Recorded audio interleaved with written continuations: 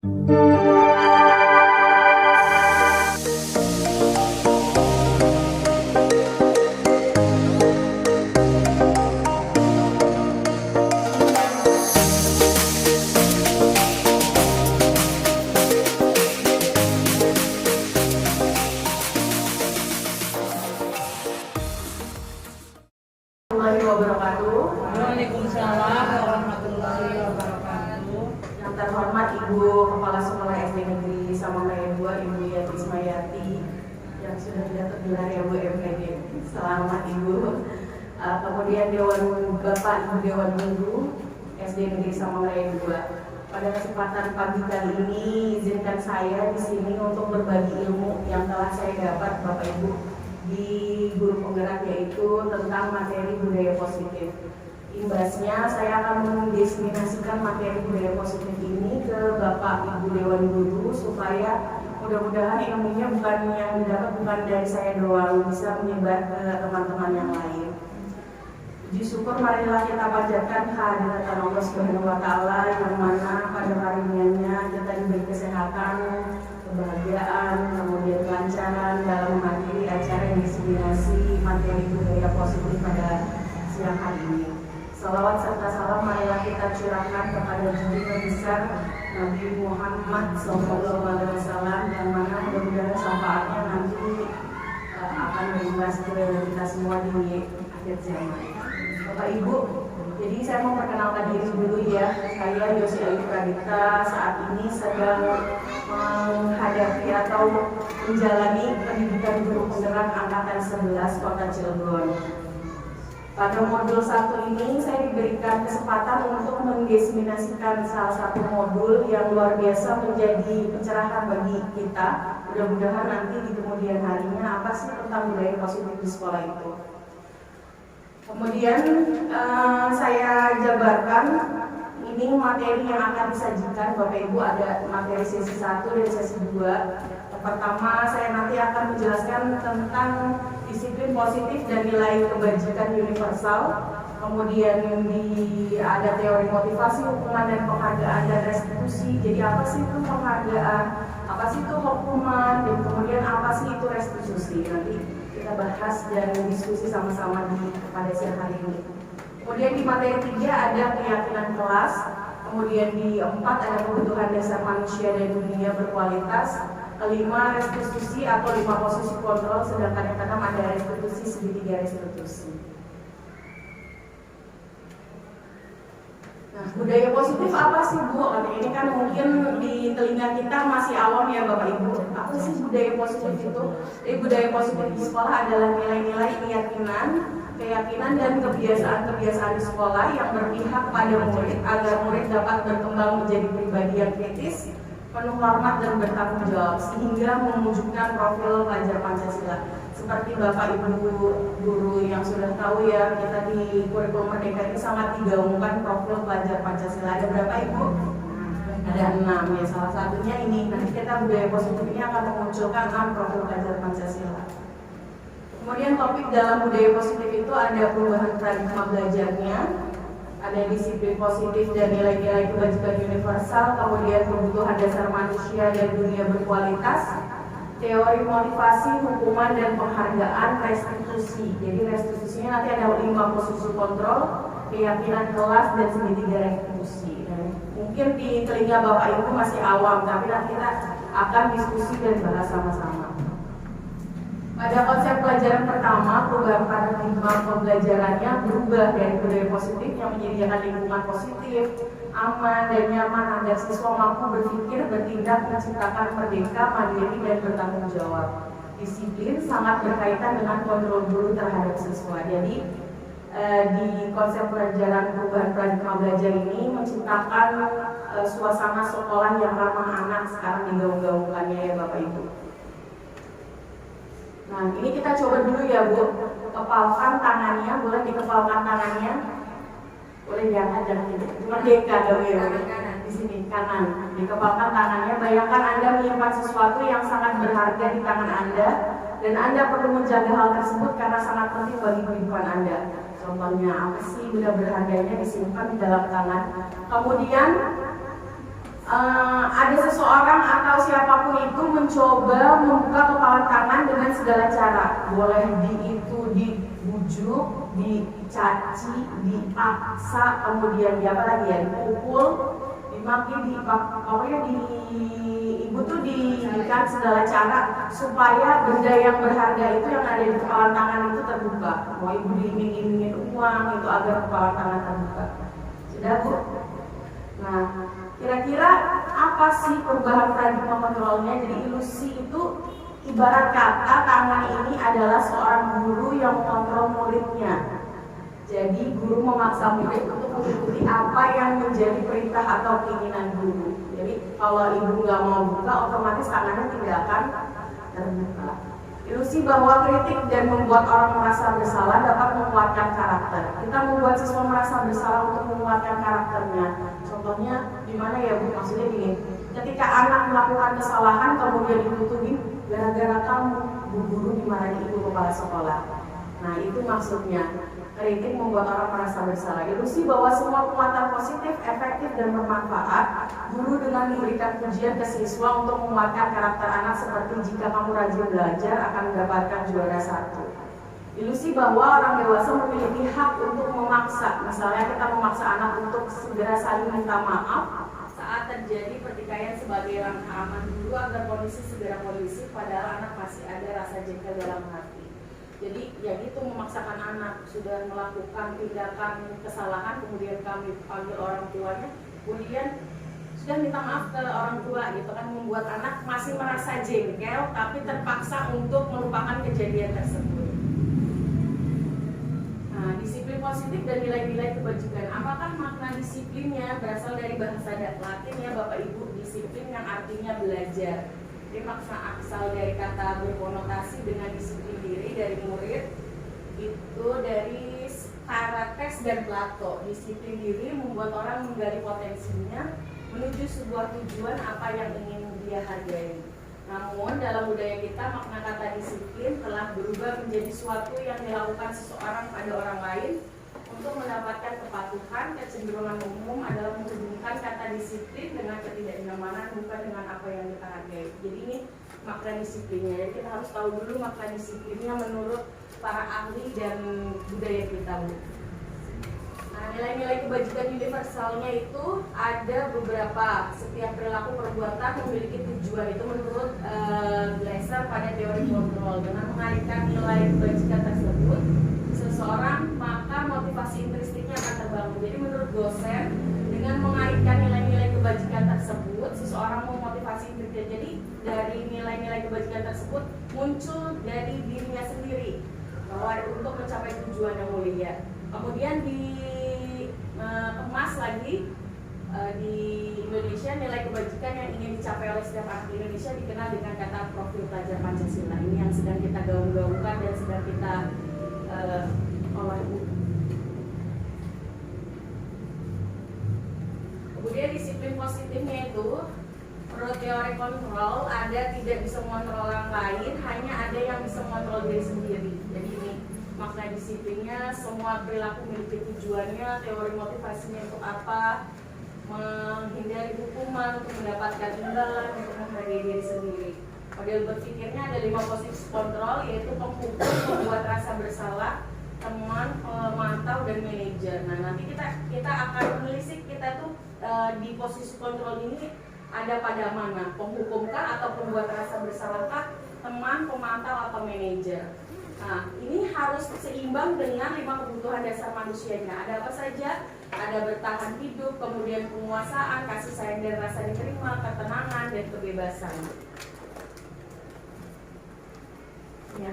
Jadi kita harus tahu dulu Bu, ternyata anak itu mempunyai, bukan anak saja, kita juga termasuk mempunyai 5 kebutuhan dasar dan dunia yang berkualitas. Yaitu 1, pertama kebebasan, 2 penguasaan, yang ketiga bertahan hidup, keempat kesenangan, yang kelima kasih sayang dan rasa terima. Ini dari kebutuhan dasar manusianya.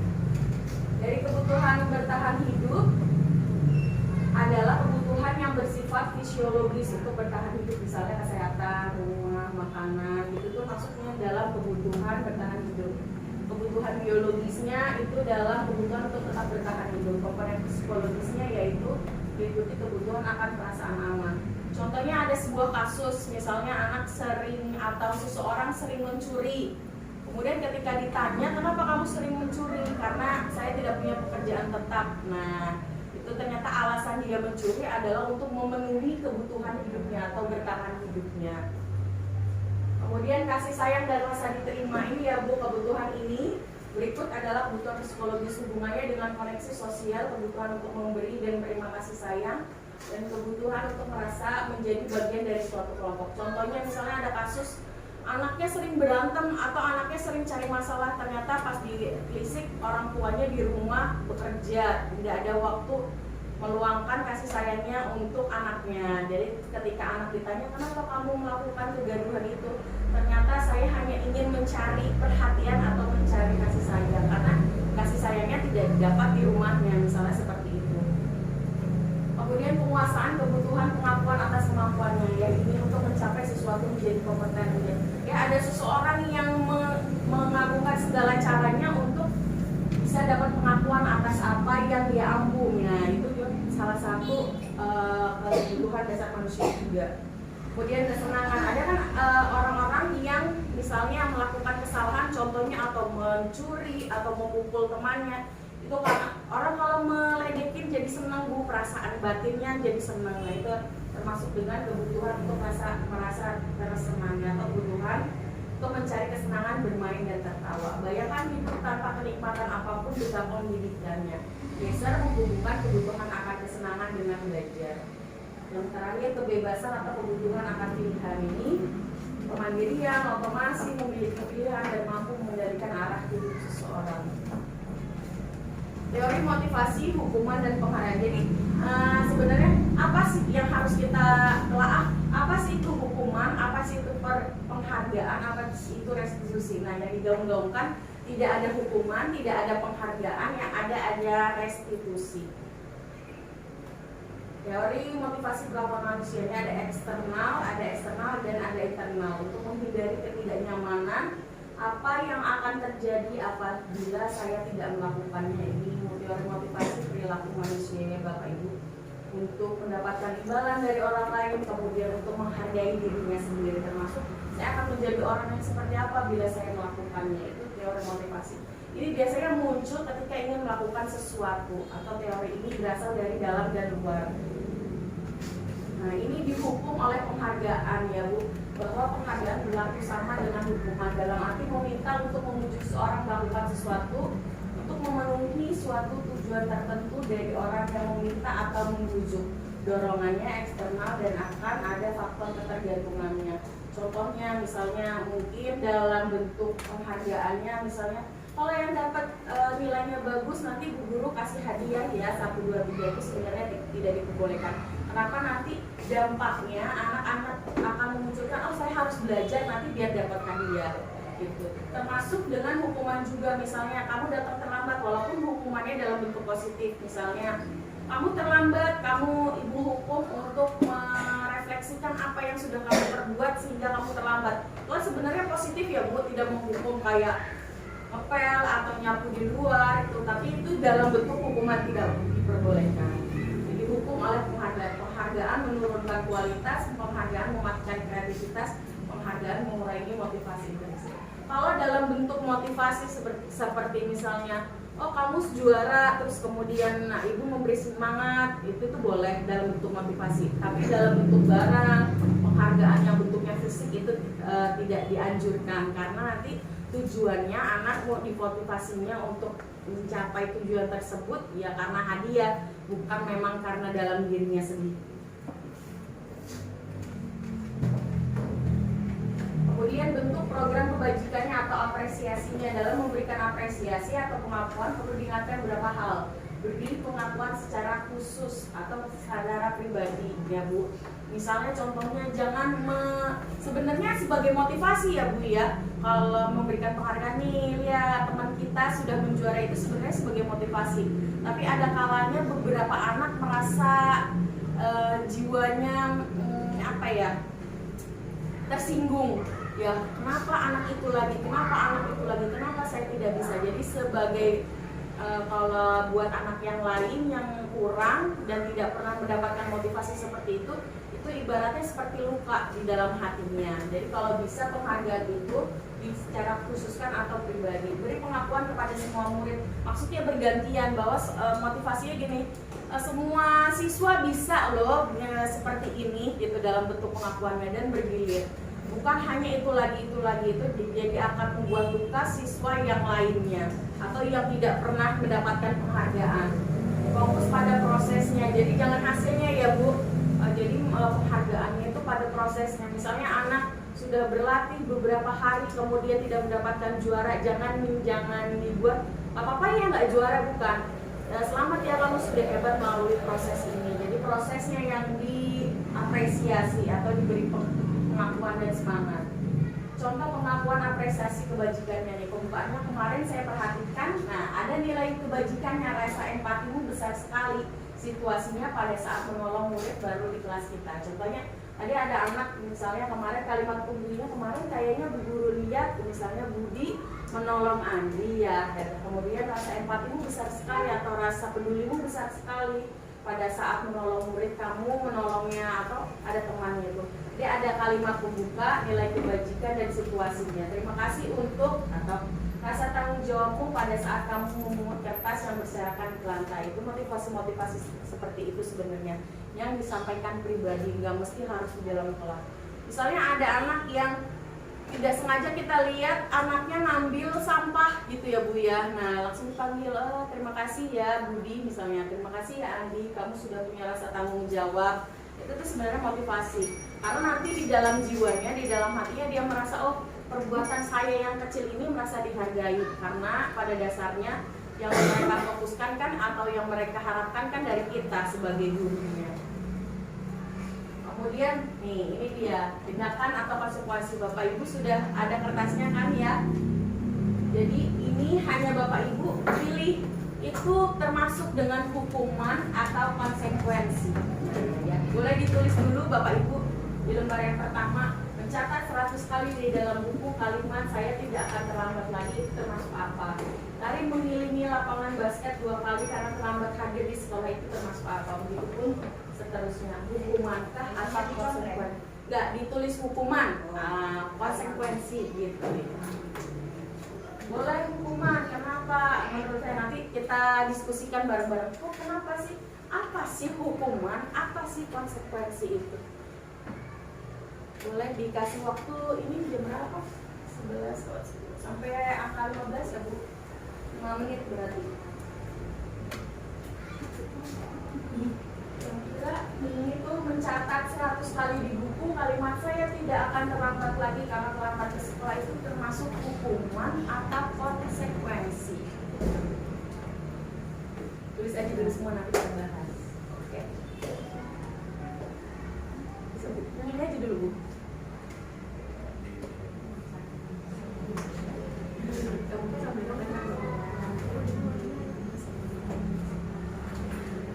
Kalau Ibu malas tulis konsekuensi, kasih aja keterangan hak. Nah, konsekuensinya hak gitu. Hukuman hak. Konsekuensinya hak. Seperti ini dulu. Apa-apa kalau salah nggak dihukum Bapak Ibu. Pak Yun nggak dapat. Badannya nggak usah. Udah di luar kepala berarti.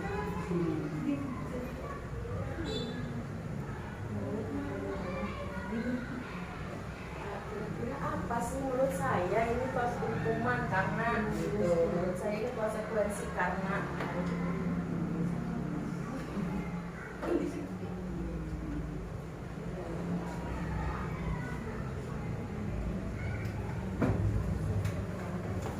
menurut saya ini hukuman karena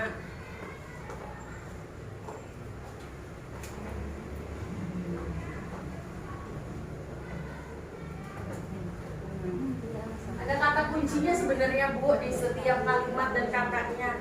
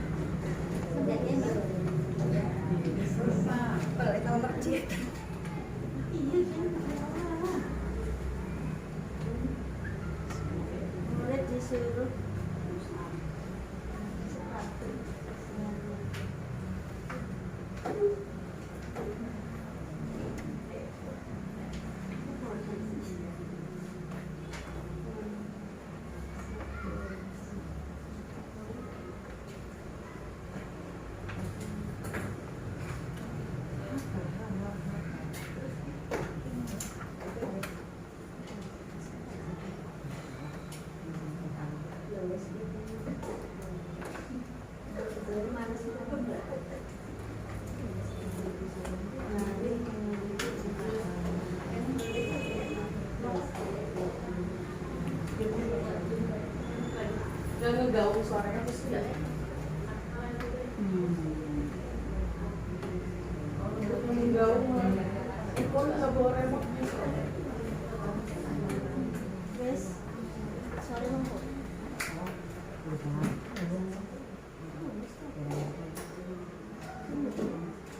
Sudah selesai Bapak Ibu? Sudah? Oke, kita bahas yang pertama ya Bu. Coba saya mau dengar dari Bu Haji Eva untuk mencatat 100 kali di dalam buku kalimat saya tidak akan terlambat lagi karena terlambat. Menurut Ibu itu hukuman atau konsekuensi? Hukuman karena Banyak nulisnya itu, jadi membebani siswa. membebani siswa, jadi itu termasuknya hukuman. Kalau saya, Kalau menurut Ibu. Kemudian nomor 2, lari mengelilingi lapangan basket menurut Bu Tiwi. Hukuman. Kenapa Bu Tiwi? Tadi ya. Karena ya Lagi-lagi karena kan dia telah akhirnya, jadi ada diberi hukuman untuk lari 2 kali lapangan. oke, karena ada tindakan fisiknya gitulah ya, terus ada hitungnya 2 kali mengelilingi lapangan. Kemudian murid diminta untuk push up 15 kali karena tidak menggunakan masker. Bu Esti, hukuman atau konsekuensi Bu? Hukuman. Kenapa Ibu? Karena dia sudah melakukan kesalahan yang sudah disepakati. Oh, jadi ada hukumannya gitu ya. Kemudian mengganti kertas tugas teman yang telah dicoret. Bu Dev, itu konsekuensi. Kenapa konsekuensi Bu Dev? karena dia sudah menyoret-nyoret kertas temannya, jadi dia punya konsekuensi untuk menggantikan kertas temannya. Menggantikannya. Oke, jadi yang keempat konsekuensi. Kemudian membersihkan tumpukan air di meja tulis karena tersenggol pada saat belajar. Bu Risma, konsekuensi. Kenapa Bu Lis? Sudah menggunakan air, dia harus bertanggung jawab. Ya, jadi konsekuensi juga. Murid disuruh untuk menggunakan sepatu setiap hari di sekolah karena tidak menggunakan sepatu hitam. Mengenakan sepatu seharian di kelas. Maksudnya ini murid disuruh untuk tidak menggunakan sepatu ya Bu? Karena tidak menggunakan sepatu hitam. Itu hukuman atau konsekuensi?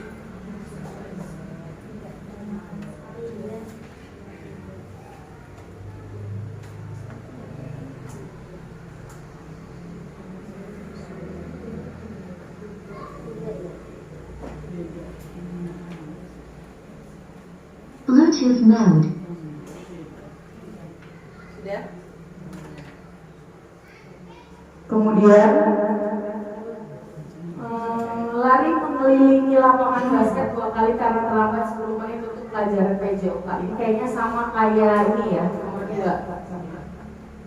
Apa Bu Putih? Jawabannya terakhir sudah Putih. Yang terakhir konsekuensi atau hukuman? Konsekuensi. Oke, kita bahas sama-sama ya Ibu. Jadi ini jawabannya ya Bu. Pertama, kedua, dan ketiga, dan ke 3, 4, 5, 6 itu hukuman. Yang ketiga itu konsekuensi. Berarti Bu Uti tadi salah ya. Tadi Bu Hendri apa konsekuensi juga ya? Konsekuensi. Oh, konsekuensi ya. Jadi itu. Betul. Pertanyaannya beda nih. Dia menggunakan sepatu seharian. Ya itu tadi yang dibilang ya kan, kemudian disuruh untuk tidak menggunakan sepatu seharian itu sebagai hukuman ya. Oke, kita bahas sama-sama. Perbedaan hukuman atau konsekuensi ini Bapak Ibu perlu diluruskan. Jadi hukuman itu sesuatu yang menyakitkan. Jadi segala sesuatu yang bentuknya menyakitkan, berupa fisik, tekanan itu hukuman. Membuat anak sakit, fisik maupun hati untuk jangka waktu lama itu hukuman. Kemudian anak membenci kedisiplinan. Jadi gara-gara nggak mau datang terlambat nanti disuruh lari lapangan itu hukuman. paksaan, terus dipaksakan kan kamu telat, jadi kamu harus lari keliling lapangan, itu paksaan juga atau hukuman. Mendorong anak menyakiti dirinya sendiri, tadi yang mungkin 100 kata itu kan menyakiti dirinya sendiri. Konsep diri yang buruk, kemudian anak belajar untuk menyembunyikan kesalahannya, marah, merasa bersalah, dipermalukan, merasa tak dihargai, itu hukuman. Kalau konsekuensi itu sesuatu yang harus terjadi, jadi karena kamu melakukannya, jadi kamu harus menggantikannya, itu kan konsekuensi. Membuat anak merasa tidak nyaman dalam waktu jangka pendek, gara-gara saya menumpahkan air minum, saya harus ngepel, kan jadi gak nyaman, tapi dalam waktu pendek. Anak menghargai disiplin, terus stimulus tanggapannya ada, mendorong anak agar mudah menyesuaikan diri, konsep diri yang baik, anak belajar untuk mematuhi peraturan, kehilangan hak dibuat tidak nyaman, dihasilkan untuk sementara, itu bedanya dari hukuman dan konsekuensi. Kemudian posisi kontrol seperti apa kita di guru ini? Jadi ada kontrol itu ada 5, yaitu penghukum, pembuat rasa bersalah, teman, pemantau atau manajer. Jadi identitas gagalnya itu kalau kita jadi penghukum dan pembuat rasa bersalah. Kemudian identitasnya berhasil atau sukses kalau kita menjadi teman atau pemantau. Kemudian kalau kontrol dirinya sukses itu kita jadi manajer. Apa saja yang harus dilakukan? Contohnya, guru berbuat menghardik, menyakiti, menyindir, itu penghukum. Contohnya, kamu kan terlambat, jadi kamu tidak boleh masuk kelas. Itu kita dari guru menjadi posisi penghukum. Kemudian membuat rasa bersalah. Misalnya contohnya anaknya berbuat salah terus, kemudian di sekolah terkenal siapa yang berbuat salah ini, oh dia lagi. Anaknya siapa? Anaknya Bu Esti itu kan, jadi gitu. Jadi Bu Esti gini ke anaknya, gara-gara kamu guru terkenal, gara-gara kamu kelas guru terkenal nakalnya kan, jadi seperti itu. Itu membuat rasa bersalah, itu harus dihindari. Kemudian guru berkata pada kata penghukum, kalau kamu tidak melakukan apa sih ya, katanya nih, besok ada PR, awas kamu nggak bawa PR, nggak boleh masuk sama guru. Nah itu penghukum, itu jangan ya Bapak Ibu. Kemudian pembuat rasa bersalahnya, kamu seharusnya kamu sudah tahu ibu lelah sekali, mengatakan ibu stres, jadi gitu. Ibu tuh capek gitu tuh, nggak boleh ya Bu ya. Ibu tuh capek, kamu ada buat honor aja tiap hari, ada pusing guru. Nah itu tidak diperbolehkan. Sebisa mungkin jangan keluar kata seperti itu. Hasilnya memberontak, menyalahkan orang lain dan berbohong. Anaknya nanti hasilnya keluarnya income-nya begitu lagi. Jadi menyembunyikan, menyangkal, berbohongan. Jadi selama ini ya berarti secara tidak sadar saya pun masih kadang-kadang melakukan seperti itu. Kalau kontrolnya benar-benar ada di puncak atau level marahnya sudah ada di ubun-ubun ya Bapak Ibu. Nah, gimana caranya? Yaitu dengan teman, membuat alasan-alasan untuk muridnya, dan menghargai balanya, pemantaunya, menghitung dan mengerti, dipantau aja dulu atau diukur dulu. Kemudian lakukan bujukannya, ayolah, kamu sayang nggak sama Bu Guru? Kamu kan seneng kan sama Bu Guru di kelas ini? Nah, kata-katanya bisa jadi itu. Masa kamu tidak mau ibu pernah bantu, tidak pernah bantu kamu gitu? Atau apa peraturannya, itu pemantau. Jadi kalau anak misalnya terlambat, yang ditanya gini, apa keyakinan kelas kita, apa peraturan sekolah, kan tidak datang terlambat kan, betul kan? Ya itu sebagai kalimat pembukanya. Kemudian hasilnya nanti anaknya jadi ketergantungan, kemudian menyelesaikan diri bila diawasi. Nah kalau dari posisi manajer mengajukan pertanyaan-pertanyaan, contohnya ketika anak datang terlambat, tidak tanya, wah hari ini sepertinya ibu lihat kamu datangnya terlambat. Kira-kira kenapa datangnya terlambat gitu misalnya. Saya nggak dibangunin atau kesiangan malamnya itu, nanti kita belajarkan lagi. Kaitannya dengan dunia berkualitas, murid meletakkan guru di luar dunia berkualitas. Kemudian untuk membuat rasa bersalah, murid meletakkan guru di dalam dunia berkualitas. Kalau kita posisinya sebagai teman, murid meletakkan guru di sebagai orang yang sangat penting di dunia berkualitas. Kalau jadi pemantau, murid meletakkan guru peraturan dan hukuman di dunia berkualitas. Kalau kita sebagai manajer, murid meletakkan dirinya sebagai individu yang positif dalam dunia berkualitas. Jadi dari 5 posisi kontrol ini harusnya kita dalam posisi mana Bapak Ibu? Manajer harusnya, tapi levelnya alangkah baiknya kita jadi teman dan pemantau dulu. Ya, ya, baru kita sempurnakan lagi ke arah manajer. Dampak pada muridnya tadi, kalau dihukum lagi-lagi gitu, nggak ngerjain PR. Tadi kayaknya kasusnya sama ya Bu Esti. Kenapa anak laki-lakinya seluruhnya tidak mengerjakan PR? Nah itu mengulangi kesalahannya. Kemudian apa yang harus dilakukan? Rumah tidak mandiri dan tergantung, mengevaluasi diri bagaimana cara memperbaiki diri. Nah kemudian harus bagaimana? Ini pertanyaannya. Siapa yang mengatakan yang membuat orang merasa bersalah? Saya kecewa sekali dengan kamu, gitu. Ini ya. Jadi ada pertanyaan. Kalau kita mengeluarkan kata saya kecewa sekali dengan kamu atau kamu tidak pernah benar melakukannya, itu kita termasuk ke dalam mana? Katanya ada kata ayolah lakukan demi Bapak Ibu, itu teman. Jadi apakah kamu mau mendapatkan stiker bintang hari ini nih? Kalau nggak gini. Anak-anak yang hari ini dapat nilai 100 nanti guru kasih permen. Nah itu kita jadi pemantau. Bagaimana kamu bisa menyelesaikan masalah ini manajer? Jadi ada anak yang berantem, kemudian Bapak Ibu bertanya, kira-kira permasalahannya apa sih sebenarnya? Jangan disalahkan kamu sih yang salah, kamu sih yang salah, jangan gitu. Ditanya bagaimana kamu bisa menyelesaikan itu posisi manajer. Kalau penghukum, kamu selalu yang paling terakhir. Kamu nanti sama guru dipanggil namanya, itu nggak boleh. Bergerak antara peraturan, pemantau, konsekuensi, dan hadiah. Nilai-nilainya, manajer, dan memperbaikinya. Kalau kamu tidak, ini maksudnya Bapak Ibu. Ini diberi hukuman untuk membuat tidak nyaman. Kalau kamu nggak ngerjain PR, saya nanti akan lapor ke mama kamu. Kata itu sebagai penghukuman. Tapi kalau apa yang kamu yakini, bagaimana perbaikan kamu selama ini. Jadi misalnya diberikan anaknya solusi, kira-kira untuk memperbaiki hari ini tidak apa-apa, itu masih beri kamu kelonggaran waktu, kamu tidak menyelesaikan PR. Tapi kenapa kamu tidak bisa menyelesaikan PR dan solusinya bagaimana, itu diserahkan lagi kepada anak. Nah, kalau hukuman dan konsekuensi tidak boleh atau penghargaan tidak boleh, yang boleh apa? Yaitu restitusi.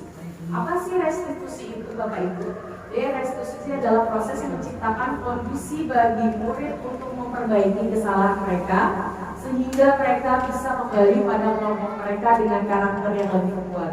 Restitusi juga merupakan proses kolaborasi yang mengajarkan murid untuk mencari solusi untuk masalah mereka dan membantu murid berpikir tentang orang seperti apa yang mereka inginkan, menjadi tujuan mulia dan bagaimana mereka harus melakukannya. Ini nanti restitusi ini ada 3 langkah bisa menghasilkan restitusi, nanti akan kita bahas. Sesuatu yang menyakitkan harus terjadi, sesuatu harus terjadi. Restitusi merupakan pilihan. Jadi ini perbedaan dari hukuman dan restitusi itu ya Bapak Ibu, bisa dilihat sendiri. Korban mendapatkan keadilan, korban bisa diabaikan, atau korban mendapatkan ganti. Itu restitusi, ujungnya itu adalah restitusi. Jadi kalau peraturan adalah kamu harus, jadi kalau hukuman apa peraturan yang mampukah kamu melakukannya. Nah kalau restitusi apa yang kamu yakini, apa yang bisa kamu lakukan, itu restitusi. Nah ini 9 ciri restitusi ya Bapak Ibu. Boleh dibacakan Bu Yati 1. 1. Bukan untuk menebus kesalahan, namun untuk belajar dari kesalahan. Nah ini kuncinya ya Bapak Ibu. Bukan untuk menebus kesalahan, namun untuk belajar dari kesalahan. Jadi anak-anak tuh belajar dari kesalahan tersebut. Yang kedua, Bu, ayo silakan baca. Ya, memperbaiki hubungan. Kalau hukuman kan itu hubungannya akan jelek antara siswa dan murid. Kalau restitusi itu memperbaiki hukuman. Jadi akan ada kesan tersendiri di hati anak bahwa oh guru saya pernah melakukan ini karena saya harus seperti ini. Nah itu memperbaiki hukuman. Nomor 3, tawaran bukan paksaan. Jadi tawaran ya bukan paksaan.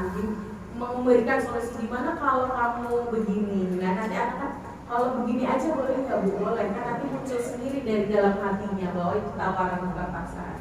Keempat, Ciri restitusi yang keempat yaitu restitusi menuntun untuk melihat ke dalam diri. ya untuk menuntun melihat dalam diri. Nanti di dalam diri anak itu muncul sendiri Bapak Ibu dari restitusi itu. Oh ternyata saya harusnya begini dan dampaknya apa, solusinya seperti apa. Yang kelima, Bu Santi. kelima yaitu restitusi mencari kebutuhan dasar yang mendasari tindakan. Ya, restitusi mencari kebutuhan dasar yang mendasari tindakan. Jadi tindakannya nanti didasari dari dalam dirinya sendiri. Dia nomor 6. Restitusi ini adalah cara yang paling baik. Iya, jadi restitusi ini dianggap adalah cara yang paling baik diambil dalam mengambil keputusan kesalahan pada anak. Kemudian 7 Bu Esti. Restitusi fokus pada karakter bukan tindakan. Iya, jadi restitusi itu berfokus pada karakter anaknya, bukan tindakan apa yang harus dihasilkan. 8 Bu Risma.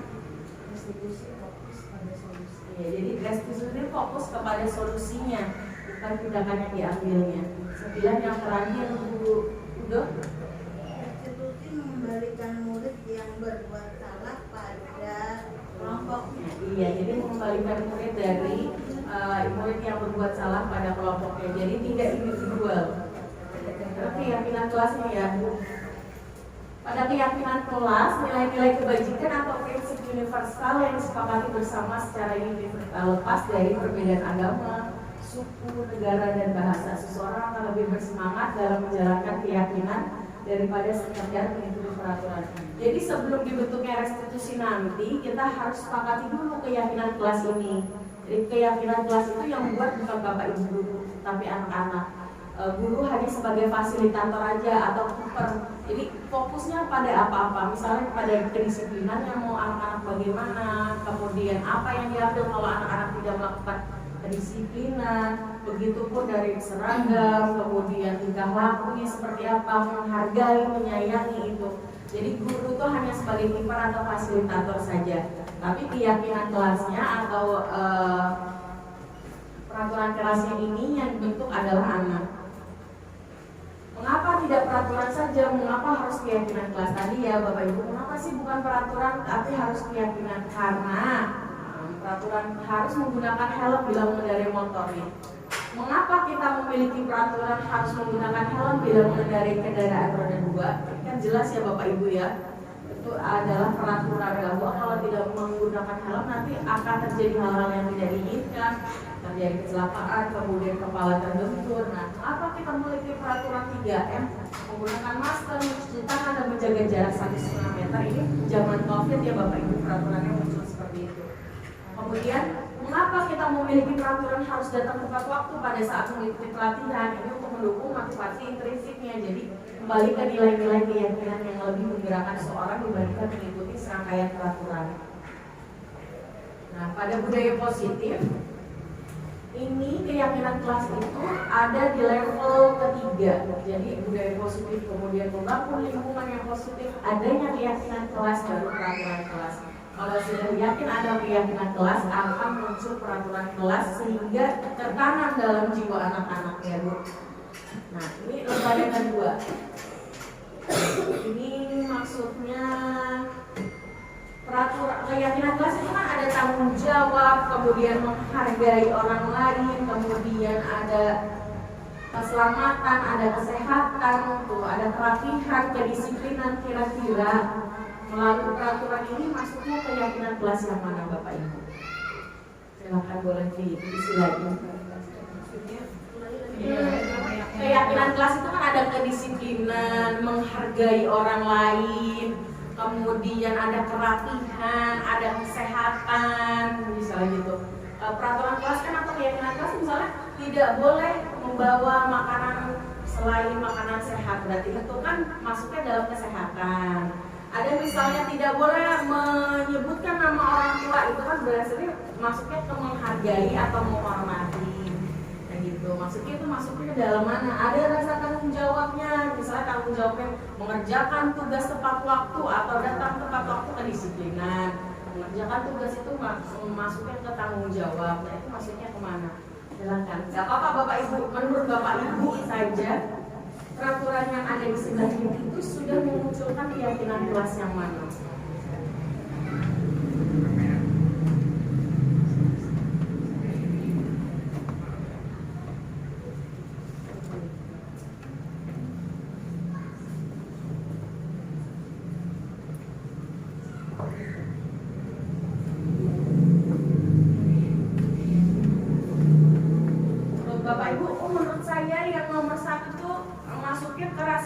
tanggung jawab atau kedisiplinan. Kenapa? Karena ini gitu.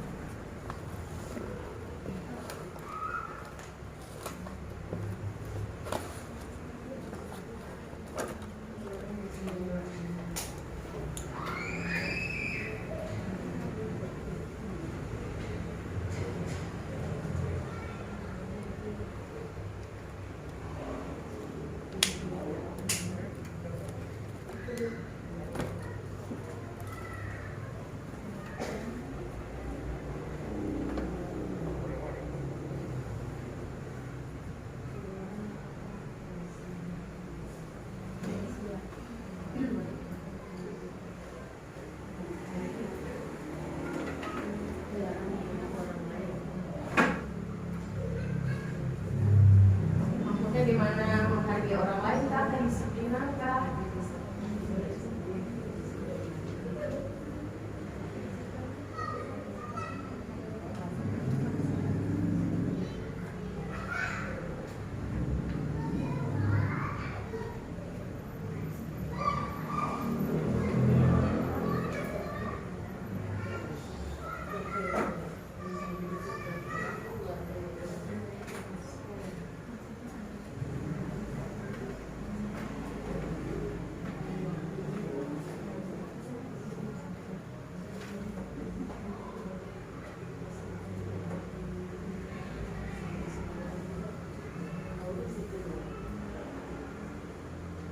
Sudah Bapak Ibu?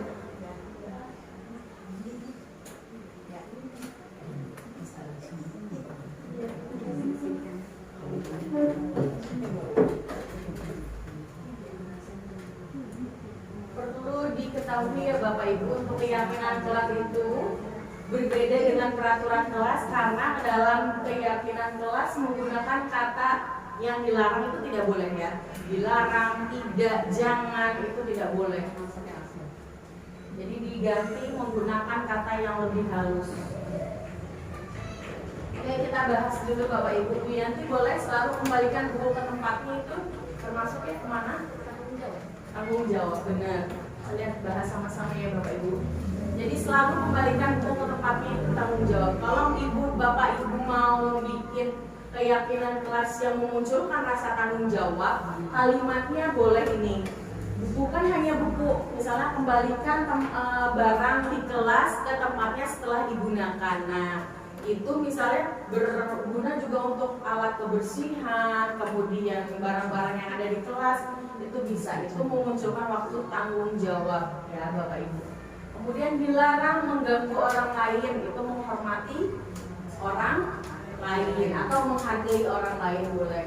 Hadir di sekolah 15 menit sebelum pembelajaran dimulai, itu komitmen boleh, menghormati orang lain boleh, kemudian disiplin juga boleh sebenarnya. Nah, katanya ini hadir di sekolah, tidak datang terlambat itu tidak boleh ya Bapak Ibu, kalimat itu. Jadi gunakannya gitu, hadir di sekolah 5 menit lah, 5 menit sebelum pembelajaran dimulai atau sebelum bel berbunyi, itu boleh. Kemudian dilarang melakukan kekerasan, jangan, itu katanya diganti, itu keselamatan dan menghormati orang lain. Mungkin diganti dengan saling menyayangi di kelas gitu, menghargai orang lain gitu, tidak mengejek, itu boleh. Dilarang itu kayaknya masuknya ke peraturan. Kemudian dilarang menggunakan narkoba, itu masuknya kesehatan. Pergantian atau menunggu giliran itu menghormati orang lain atau bersabar. Menggunakan masker itu kesehatan dan keselamatan. Jangan berlari di kelas atau koridor, itu keselamatan dan keamanan. Misalnya juga acungkan tangan ketika ingin berpendapat, itu juga maksudnya ke menghargai atau menghormati orang lain, itu boleh. Sudah Bapak Ibu? Nah, kita masuk ke poin yang ke-7, yaitu segitiga restitusi. Kalau tadi kita sudah belajar atau sudah mengenal apa sih itu restitusi, sekarang kita belajar tentang segitiga restitusinya. Jadi restitusi itu ada 3 langkah sebelum melakukan restitusi. Nah, 3 langkah itu dibuat menjadi segitiga. Langkahnya apa saja? Nih, ketika kita mendapatkan satu kasus atau satu permasalahan anak atau ke lawan rekan sejawat, yang harus dilakukan adalah merestitusinya dulu dengan 3 langkah ini. Yang pertama, menstabilkan identitas. Yang kedua, validasi kebutuhan. Yang ketiga, menanyakan keyakinannya tadi, keyakinan kelasnya tadi atau yang sudah disepakati. Nah, tindakannya seperti apa? Contohnya pada kasus tertentu, misalnya distabilkan identitasnya itu, kita beri motivasinya dulu dengan kata misalnya setiap orang pasti pernah melakukan kesalahan. Begitupun saya, begitupun kamu, begitupun kalian. Nah, itu kata-kata motivasi itu harus timbul terlebih dahulu, jangan menjudge langsung kamu salah, kamu melakukan itu. Jadi berikan motivasinya dulu. Atau misalnya anak tidak bawa buku misalnya, terus dipanggilnya ketika setelah usai pembelajaran baru dipanggil. Karena apa yang kamu lakukan? Maaf, hari ini saya tidak bawa buku pelajaran sesuai dengan jadwalnya. Tanyakan dulu, gak apa-apa. Setiap orang pernah melakukan kesalahan, termasuk guru yang sering lupa gitu. Jadi diberikan motivasi dulu atau menstabilkan identitasnya dulu. Atau bisa diambil kamu bukan satu-satunya yang pernah melakukan itu. Ibu juga dulu pernah sering lupa, ibu dulu juga pernah terlambat, atau ibu dulu juga pernah itu. Baru setelah menstabilkan identitas bahwa anak merasa sudah nyaman bercerita ke kita, baru munculkan validasi kebutuhannya. Nah, misalnya tadi kesalahannya tidak bawa buku pelajaran, kata yang bisa diambil, kamu tentu punya alasan mengapa melakukannya seperti itu. Atau misalnya kenapa kamu tidak bawa buku sesuai dengan jadwal pelajaran. Misalnya nanti dia kan akan terbuka, ya Bu, akan terbuka. Karena misalnya saya Bu, jadwalnya ternyata yang ibu berikan hilang. Atau misalnya jadwal yang ibu berikan itu ternyata tertukar dengan jadwal yang sebelumnya, jadi saya lupa atau saya bangunnya kesiangan. Setelah tahu validasi kebutuhannya atau kalau kita bilang apa ya, sebabnya ya Bu, kenapa anak melakukan kesalahan tersebut, baru kita menanyakan keyakinan kelas. Keyakinan kelasnya menurut kamu sesuai dengan keyakinan kelas, tindakan yang kamu lakukan itu benar atau tidak? Atau misalnya gimana solusinya ya kira-kira biar kamu tidak melakukan kesalahan yang sama, tidak bawa buku pelajaran. Nah itu nanti akan muncul sendiri dari hati anaknya, Bu. Nanti saya tanyakan jadwalnya ke teman saya ya Bu, atau saya minta lagi jadwalnya.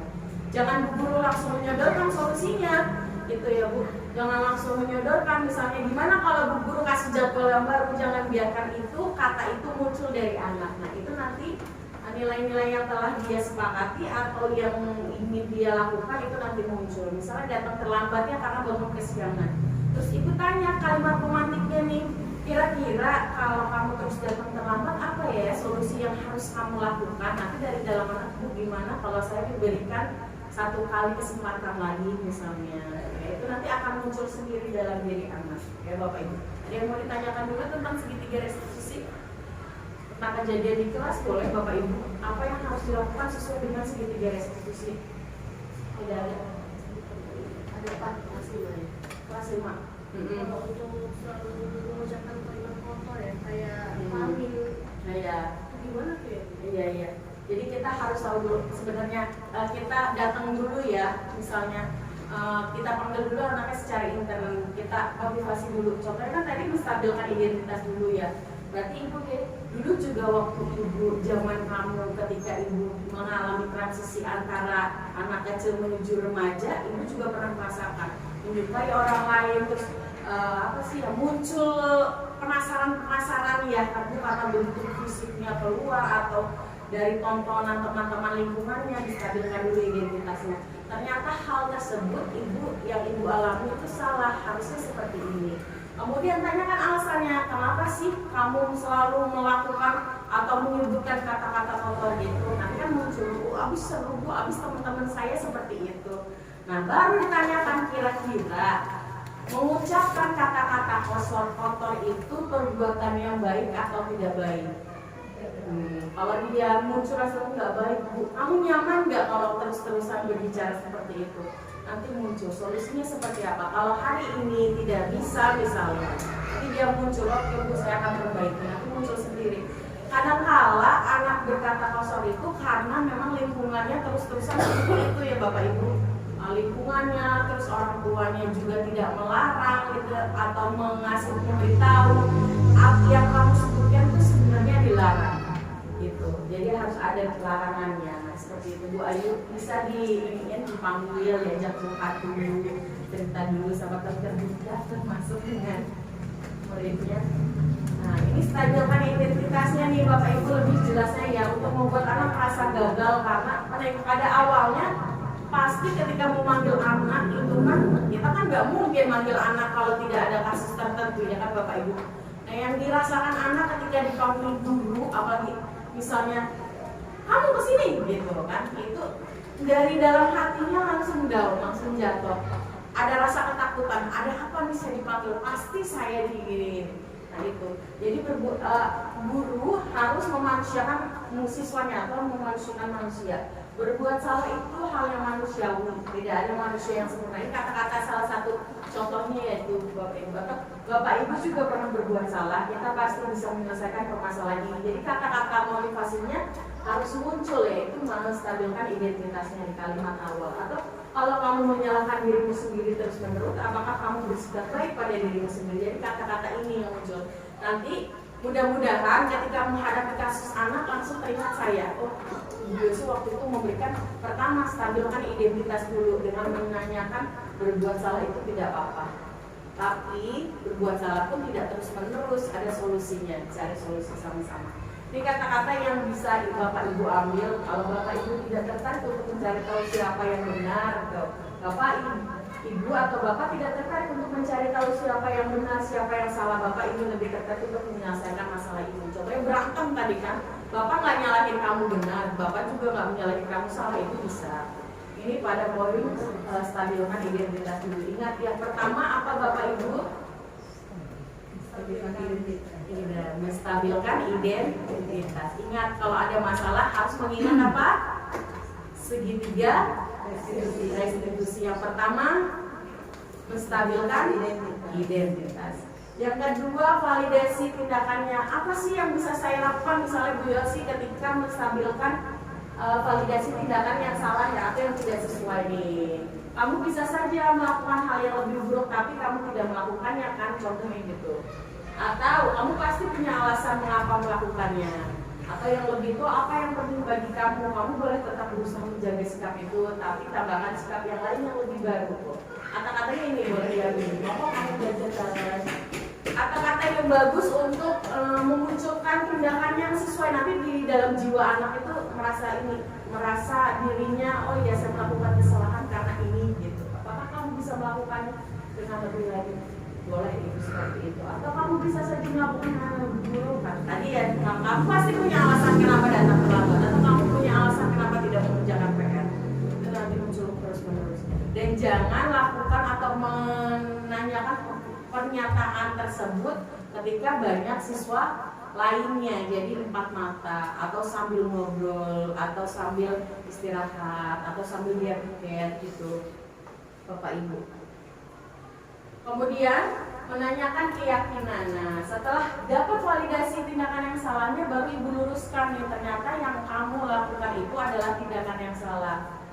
Kira-kira dari kamu munculkah solusinya? Nih, jadi kamu bisa bertanya, kesepakatan kelasnya sesuai dengan nggak yang kamu lakukan? Enggak, makanya itu balik lagi, kesepakatan kelas itu dibuat oleh anak kita sebagai fasilitator, sebagai kiper, hanya mengarahkan bagian poin-poin yang mana, kemudian keyakinannya seperti apa, kelas yang ideal seperti apa sih menurut kamu, kira-kira kamu mau pembelajaran seperti apa sih di guru gitu kan, harus ada aturannya, ada aturan mainnya, apa yang kamu rasakan.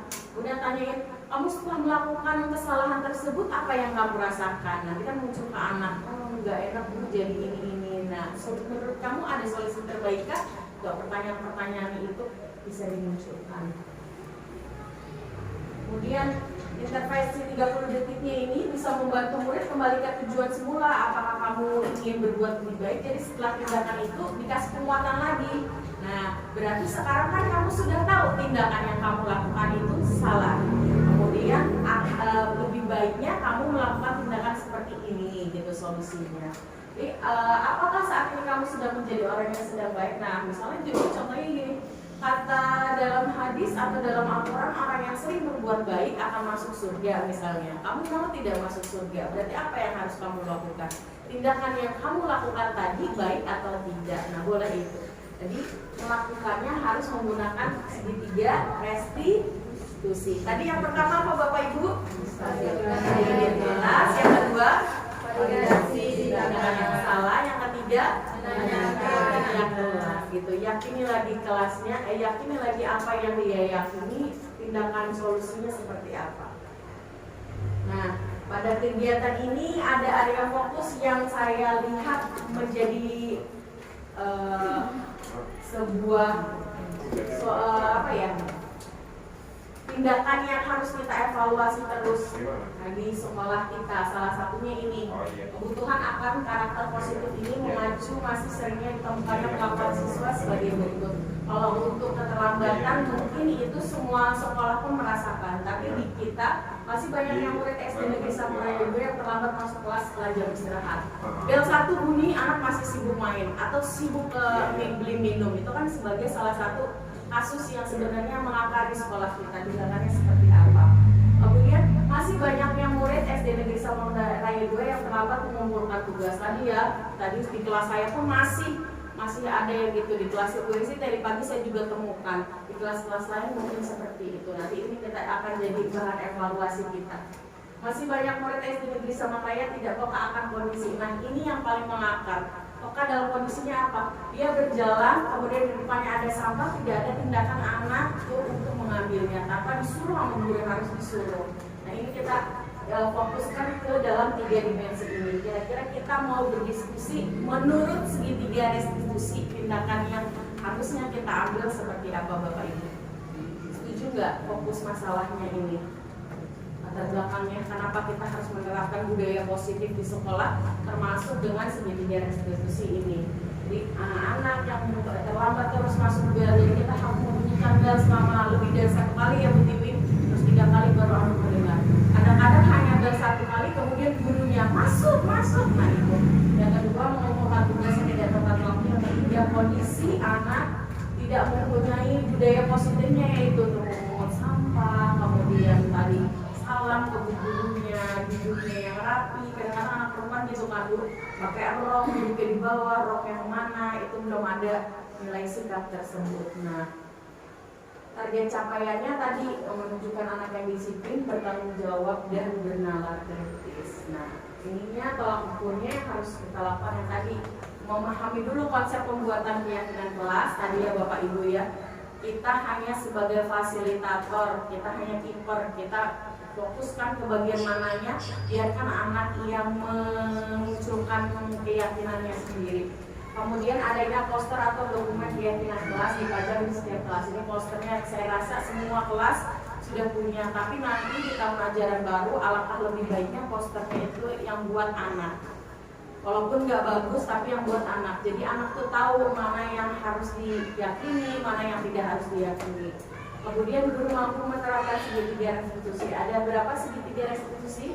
3. Apalagi diulangi Bapak Ibu? Stabilitas, kemudian menyayangkan keyakinan. Kemudian murid terbiasa menjalankan kewajibannya. Setelah melakukan itu, insya Allah murid tidak akan terlambat lagi dalam penyelesaian tugasnya dan kehadiran di sekolah. Kemudian murid memiliki kebiasaan untuk mentaati lingkungan sekitar. Ada pertanyaan Bapak Ibu mengenai budaya positif ini? Iya boleh. Soal yang tadi apa sih yang lantai itu ya? Udah berbunyi tapi anak masih main. Karena apa menurut pribadi saya nih? Ya. Karena nggak kita masuk, nanti karena bunyi juga nggak masuk tuh. Jadi harus kita beri contoh begitu. Langsung masuk ke kelas. Contoh. Sedangkan katanya mendidik itu dengan contoh. Iya, bukan ngomong aja tapi dari contoh. Boleh itu, boleh dengan mencontohkan, atau yang pertama dikasih stimulus setiap pagi. Ternyata kedisiplinan itu bukan hanya datang tidak terlambat ketika pagi loh, ternyata ada lagi kedisiplinan. Masuk setelah bel masuk, kemudian pulang tepat waktu, tidak main, tidak kumpul, itu termasuk kedisiplinan juga. Mengumpulkan tugas, makanya tadi keyakinan kelasnya kita sebagai guru hanya sebagai fasilitator. Contohnya, poin kedisiplinan kalian maunya seperti apa? Ada 3 poin ya, ketika masuk, setelah istirahat, dan setelah pulang. Jadi tidak ada lagi anak-anak yang ketika jam pulang, walaupun rumahnya dekat, masih masih main bola atau masih gambaran, karena sudah tahu disiplinnya mana. Misal poin kebersihan, ada 1 meter tanpa sampah misalnya. Ketika 1 meter tanpa sampah itu keyakinannya harus bagaimana? Oh, kalau sampahnya ada di depan kita, ambil langsung buang, Bu, gitu. Jadi praktikkan langsung keyakinan kelasnya itu dan dilibatkan anaknya. Jangan guru copy paste keyakinan kelas, print tempel. Anak gak disuruh baca, anak gak disuruh tahu pemahaman keyakinan kelasnya itu, gitu. Kemudian ada lagi misalnya mengerjakan tugas, maunya seperti apa nih? Guru pengen keyakinan kelasnya yang baik, misalnya tentang disiplin mengerjakan PR dan tugas. Sebaiknya seperti apa sih? Ini aja, Bu. Kan kalau anak bilang, Bu, saya ngacungkan tangan. Gimana kalau kita ngerjain PR-nya boleh terlambat hanya 1 kali? Boleh, gitu kan? Anak dilibatkan membuat keyakinan tersebut. Itu terjadi sebelum pembelajaran berlangsung. Bisa dalam waktu MPLS itu pengenalan. Pengenalan kan bukan hanya di kelas 1. Di kelas 2, 3, sampai 6 pun itu MPLS. Nah, itu membuat keyakinan kelas salah satunya tadi. Nah, kalau tahun ini sudah terlewat, nanti di tahun depan ada gambaran lah yang dibilang sama Bu Yosi. Oh, ternyata keyakinan kelas ini. Jadi di papan tulis Ibu bikin poin-poinnya, misalnya dalam kedisiplinan, kesehatan, kebersihan misalnya. Dalam apa-apa itu. Nah, nanti ditanyakan sama Bu Guru, boleh pakai post-it, boleh langsung ajukan, karena kelas 2 dan kelas 3 kayaknya kalau suruh nulis sama ya. Boleh dikasih kalimat pemantiknya atau pertanyaan pemantiknya. Misalnya, kira-kira nih kalau kebersihan maunya seperti apa ya? Kalau kira-kira seragamnya putih, bersih, atau sepatunya warna hitam, oh bagus tuh, Bu. Nanti kan anak acungkan tangan seminggu, gimana kalau tiap hari pakai bajunya bersih, atau setiap minggu ada pemeriksaan kuku, Bu. Itu kan nanti muncul sendiri. Tapi untuk kelas rendah kan harus dipematik. Kadang-kadang nggak di kelas rendah doang, di kelas tinggi juga harus dipematik. Nah, itu guru tuh jadi pematik itu. Gimana kalau soal rambut kira-kira maunya gimana? Nanti kalau itu muncul sendiri dari anak-anak, Bu, gimana kalau seminggu sekali kukunya diperiksa? Itu kan masuknya kebersihan. Nah, semua itu nanti dibikinnya sama-sama. Kalaupun di kelas 1, 2, 3 nanti tidak bisa buat sendiri, nanti gurunya yang membuat, kemudian tempelkan di papan tulisan ini. Kemarin kita sudah diskusi ya tentang keyakinan kelas, ada yang perlu diubah nggak nih? Oh, setuju kok, Bu, suruh baca anaknya. Jadi keeper. Nanti ketika anak melakukan kesalahan, Ibu ulasnya atau balikannya atau menstabilkan identitasnya, balik lagi keyakinan itu. Kan kemarin sudah, kata Bu Guru apa? Ini keyakinan kelasnya tidak sesuai. Seperti itu, bukan hanya mencontohkan tapi juga menumbuhkan, ya. Jadi jangan keyakinan kelas hanya ditempel tapi tidak diulas ke anak. Bu, ini kan kadang-kadang anak nggak paham keyakinan kelasnya ini kok maksudnya apa sih, Bu? Tidak boleh ini. Ya kan anak nggak tahu itu yang kelas. Tidak dilibatkan aku. Oke lah, kalau tahun ini sudah terlewat, di tahun depan harusnya lebih baik lagi seperti itu. Membuat keyakinan kelasnya harus dilibatkan anak. Nggak ada yang tidak bisa anak aku, Ibu Yosi kayaknya di kelas 1 atau di kelas 2 nggak bisa, nggak maksimal juga. Nggak usah, Bu, Ibu cukup kalimat pemantiknya aja. Bu Guru mau kira-kira keyakinan kelasnya tentang kedisiplinan, tidak terlambat. Kira-kira maunya gimana? Itu kan ada kalimat pemantik kan, nanti anak, apalagi kelas 1 mah cerewet langsung, Bu, gimana nggak boleh datang terlambat? Boleh, berarti ini ya disempurnakan sama Ibu di papan tulis, nanti diinikan baru dijabarkan seperti ini. Jadi anak merasa terlibat pada pembuatan keyakinan kelas tersebut. Ada lagi pertanyaannya, Ibu? Sama keyakinan kelas itu nggak mungkin harus semua yang tadi dipaparkan itu. Nggak mesti, sesuai dengan fokusnya, termasuk fokus kelasnya dulu. Kita sebagai guru hanya kipernya aja, misalnya, Bu, ambil poin kedisiplinan 1, kebersihan 1, misalnya menghormati 1, tindakannya seperti apa. Yang penting nanti itu jadi alurnya lah, maksudnya jadi batasannya anak. Nanti dibalikin lagi, kan kamu sudah nulis keyakinan kelasnya, misalnya seperti ini, maunya seperti ini. Terus dibahas kenapa, jadi nanti di dalam perasaan, oh iya ya, kan kita udah sepakat nih. Alangkah lebih baiknya kesepakatan kelasnya ada kata siswa dan guru. Misalnya dalam waktu kebersihan kelas, misalnya siswa dan guru sama-sama, misalnya jika melihat sampah gitu kan langsung mengambil dan buang sampah. Berarti kan keyakinan kelasnya kesepakatan antara guru dan siswanya gitu, bukan hanya siswa. Jadi siswa tuh merasa oh bukan saya doang kok yang melakukan, guru juga melakukan, seperti itu. Ada lagi? Bu Esti, oh Bu Santi boleh. Ini tentang keyakinan kelas ya. Ya. Keyakinan kelas ini kan disepakati oleh anak-anak semua. Kemudian hubungannya dengan tadi penghukum. Ketika anak melakukan kesalahan atau melanggar keyakinan kelas, guru kan tidak boleh sebagai penghukum.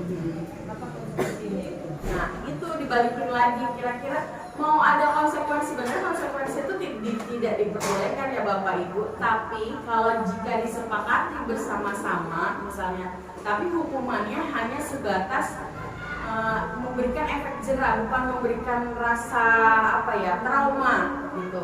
Kira-kira nih kalau ada yang melanggar, contohnya kalau kayaknya kalau disiplin masih bisa dibicarakan. Misalnya tidak mengerjakan PR, penaltinya berapa kali? Contohnya kartu, Bu kasih kartu aja Bu. Oke, nanti dibikinin kartu ya maksimal. Kamu kan kartu kuning hanya bisa keluar 2 kali. Nah, berarti kartu merahnya harus seperti apa? Nah nanti dibuat lagi. Iya, tidak melaksanakan berarti dipanggilah kita di intern mata ke mata, 4 mata. Ditanyakan segitiga restitusinya digunakan. Kenapa?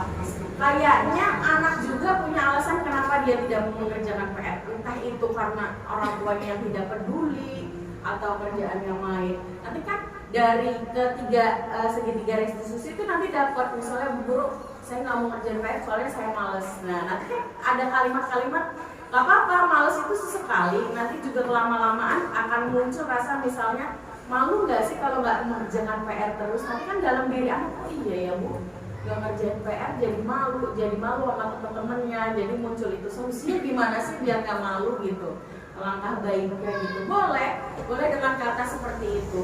Misalnya kayaknya Bu Guru lebih senang kalau kamu mengerjakan PR deh. Nanti kan anak kalau diomongin 4 mata terus disanjung-sanjung seperti itu, nanti ada muncul rasa bersalahnya tersebut muncul pada segitiga restitusi. Mungkin anak tidak muncul rasa ininya karena ditegurnya di depan banyak anak gitu.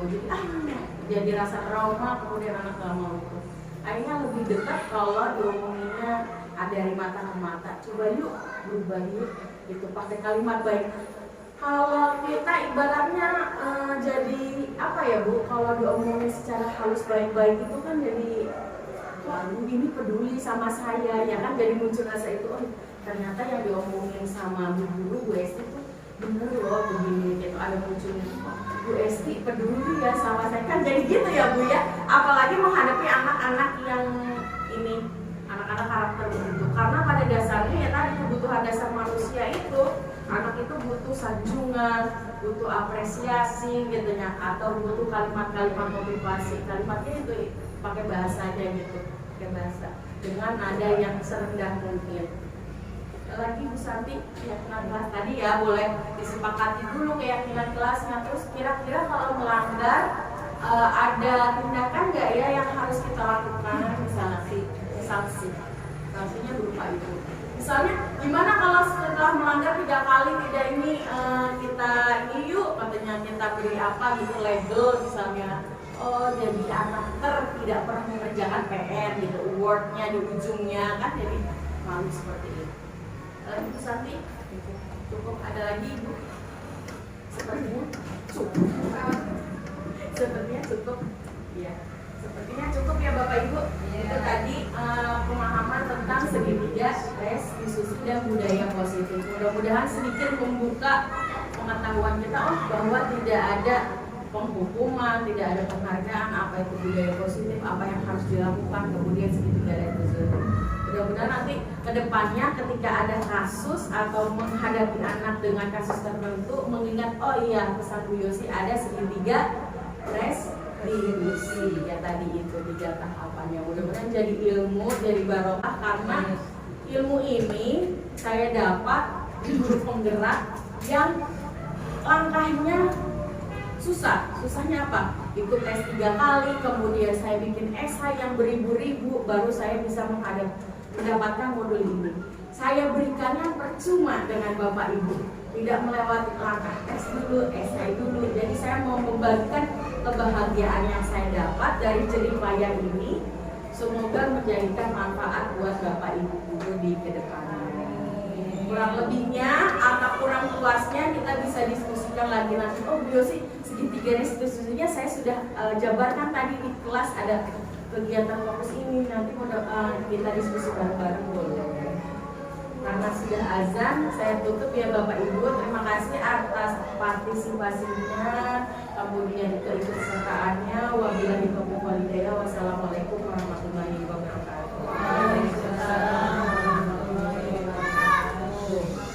Terima kasih Bapak Ibu. Terima kasih juga buat ilmunya. Ini Pak Jam